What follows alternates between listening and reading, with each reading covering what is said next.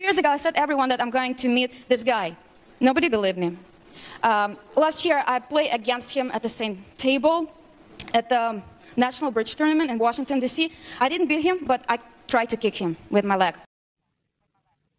Epstein met Antonova 3 years later and reportedly paid for her to attend software coding school. Then in 2017, the Wall Street Journal reports that Epstein emailed Gates asking to be reimbursed for those costs. Now, this came, writes the paper, after Epstein failed to persuade the billionaire to contribute to a charitable fund that Epstein had tried to create with J.P. Morgan Chase. Antonova refused comment on Gates. A spokeswoman for Gates told the Wall Street Journal this: Mr. Gates met with Epstein solely for philanthropic purposes, having failed repeatedly to draw Mr. Gates beyond these matters. Epstein tried unsuccessfully to leverage a past relationship to threaten Mr. Gates. Now, the Wall Street Journal points out that this gives us some insight into how Epstein operated. The Wall Street Journal is reporting this morning that back in 2017, Epstein appeared to threaten Bill Gates over an alleged affair with a Russian bridge player 7 years prior. Epstein reportedly paid for her schooling and asked Gates for reimbursement of the cost, or he was going to spill the beans about the affair.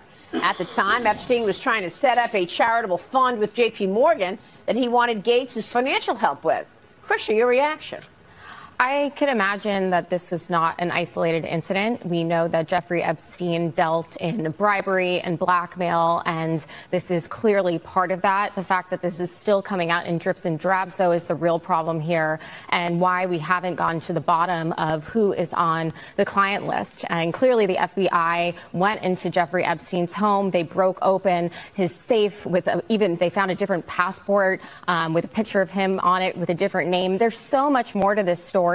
And this is, again, still the surface level that we're seeing now, even with Bill Gates. Avez-vous dit que vendredi dernier, vous avez pris votre après-midi? Il pense que vous avez peut-être été avec une autre femme.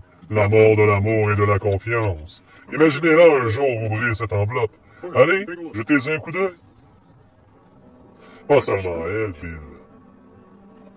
Le genre d'acte intime, orage, etc. Cela pourra être particulièrement difficile pour une jeune femme confiante de vous pardonner, et je dirais même dévastateur. Les nouvelles du Facteur.